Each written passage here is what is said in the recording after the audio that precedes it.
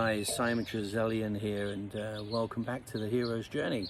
Getting to the real end now, and this part of the hero's journey is actually called the end game. Okay, so this is the final countdown, if you like. It's the final battle that we see.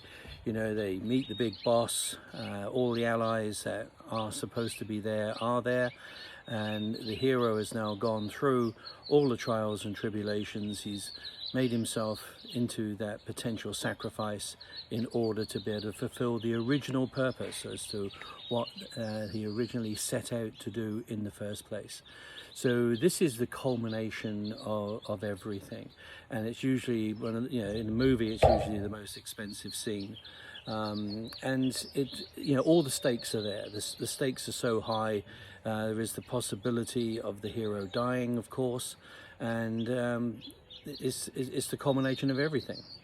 So in Star Wars, obviously, we see this in the final battle, whether it be the destruction of the Death Star, or whether it be the killing of the Emperor and the restoring of order. You know, so he's gone through everything in order, and even potential death, to get to that situation. In Harry Potter, it's the final battle of Hogwarts, where again all the allies are pitted against all of the dark forces, and Harry Potter puts himself in that death spiral, literally, grabbing hold of Voldemort and sacrificing himself in that almost final act, if you like, of destroying the dark forces. And we see this in pretty much everything. In Lord of the Rings, Frodo is there at Mount Doom. He realizes there's no way back. He can't get back. He is going to die in the pursuit of the purpose that he set out to do, and has resigned himself for that. And in that final battle with himself and Gollum, it's almost like an internal battle as well. He has to make that decision right at the very end. Does he have the fortitude to be able to do this, or does he become dark himself and the new Dark Lord in charge of the ring? So in that moment, the Dark Lord is destroyed. The character of the hero then arises and becomes far greater than anything else in the story.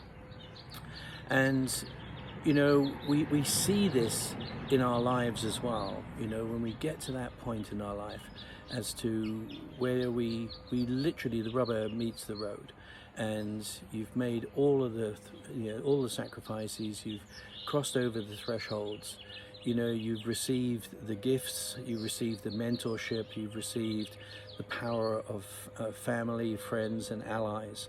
What are you going to do to defeat the darkness? Now, this is the true essence of the analogy, because we recognize that darkness exists within ourselves, not just outwardly, it's inwardly as well. So in order to conquer the darkness on the outside, which was the original purpose, the original intention, the true intention and the true outcome is that we defeat that shadow side of ourselves. We defeat the flaws that we initially set out with, and we defeat that darkness, which is, all aspects of whether it be guilt, or whether it be shame, or whether it be anything that we find that debilitates us. And that is the hero's journey. There is one more part of the hero's journey which we'll go into next time. But just think about your own self now, of where is the darkness in your life that you would seek to suppress and to get rid of.